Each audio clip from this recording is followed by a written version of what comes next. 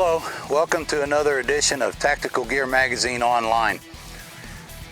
I'm Dave Morelli, and I've been doing a little practicing on the dreaded MGM spinner. It's a target that Mike Gibson from MGM Manufacturing put together, and the idea is to get it to make one rotation. I'm shooting a single stack 45. Normally a good shot can do it in 5 rounds. I've done it in 5 to 8 rounds. I'm still working on it though. I've decided to up my game a little bit and go to a double stack 45. And I could go to an XD or from Springfield or a Para or a Glock or one of the production guns that have double stack 45s. But I've got my eye on a STI International 2011 pistol.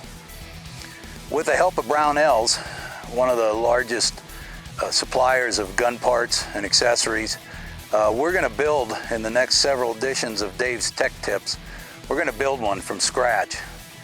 So stick with us, and we're going to show you some of the easy stuff, some of the hard stuff, and some of the fun stuff of producing your own pistol. I had my mind set on building an STI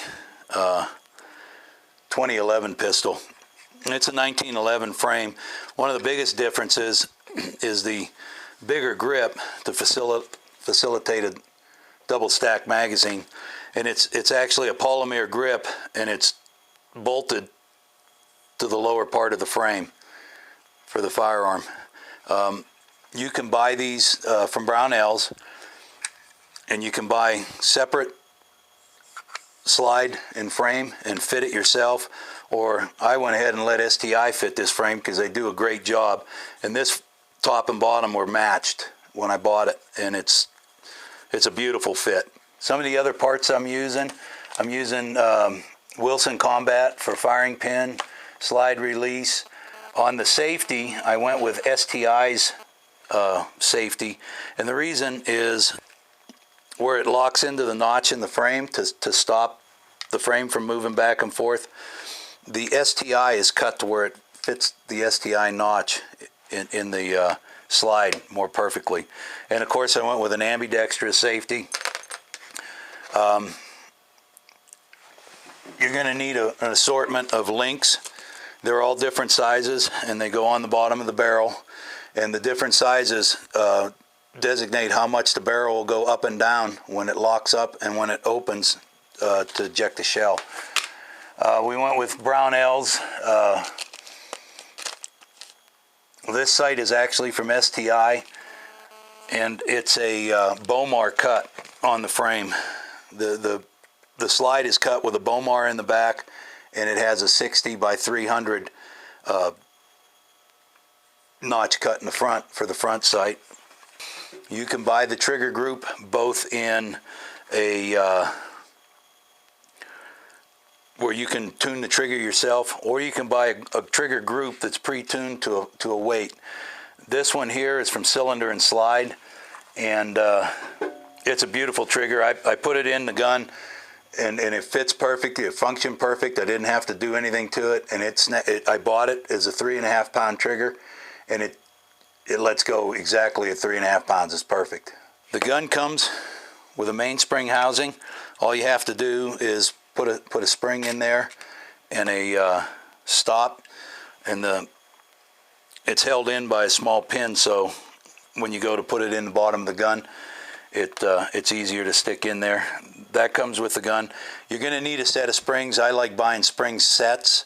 When you put the gun together, you're going to want to put some lighter springs. Like this has just a regular factory mainspring in it, and I'll probably end up lightening this spring up again. It'll make the hammer a little easier to cock. It'll also improve the trigger function with a little bit lighter spring. We're building this gun for competition, not for self-defense, so we're going to put some lighter springs in there to give it a better competitive action. In this particular gun, I went with a Nowlin match grade barrel, and it has a fitted bushing. These are fitted very, very tight, and you'll see here in a minute. They have to be fitted even a little more precisely. This gun operates, if it's too tight, it operates under very close tolerances, but if it's too tight, it won't operate correctly. So these have to be fitted perfectly so that there's just enough play that the gun will operate, but yet it's tight so you get a good accurate pistol. The first thing I had to do with this barrel was shorten the hood just a little bit.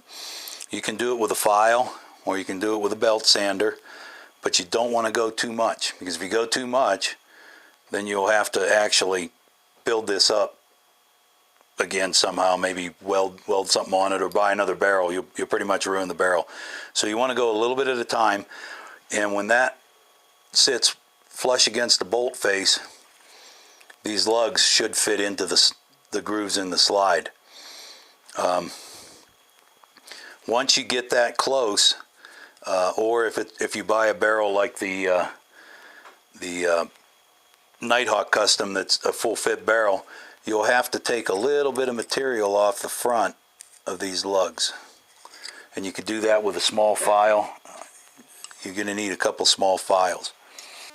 One tool I use a lot in fitting these barrels, especially the bushing, is an emery type sandpaper, emery cloth. I like these strips. This is a 220 grit, and I'll start with the 220, and I'll first just work it down. And this is the fat spot here where it fits into the bushing, and it's got to be just tight enough that it'll be tight when it's closed, but yet if it's too tight, the gun won't operate. So I work on it and get it all the way around with 220, and then I'll put it back in the gun.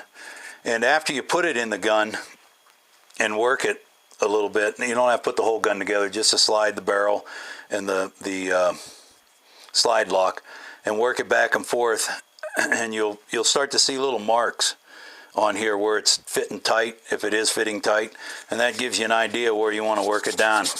You don't want to take it off where it's not hitting. You just want to take it off where you see it hit. You could even use a little bit of Dicum, which is a material, it's kind of a liquid that sticks very, very softly to the metal. You can put that on there. When you slide it in, where it's rubbing, it'll take the Dicum off. So we listen to the Dicum, and where it takes the Dicum off, we take off a little bit of metal. As it starts getting fitted better, then what I'll do is I'll go to 400 grit, 600 grit, and I'll go all the way down to 1200 grit, because I want this to be very, very well polished. And when it's fitted perfectly and polished perfectly, it'll operate more efficiently. This one here needs just a little bit more work, but when it locks up, it shouldn't move back and forth very much at all. That's where your hood length is very important. If it's too short and it wiggles too much, it should have just a little bit of play, but if it wiggles too much, that it won't give you correct headspace. As the barrel drops out of the lugs and the slide goes back, the front part of the barrel is a little fatter and it fits tight inside this bushing.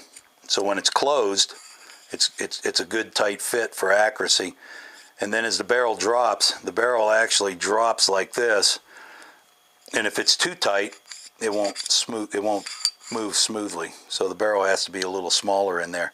The barrels are usually cut for that. What you have to do is polish the end of it so that it fits smooth in here. And you know you got it good when it locks up and the barrel doesn't wiggle at all in there, but yet you can still turn the bushing so that you can take the gun apart and take the barrel out. You should be able to turn it with your fingers.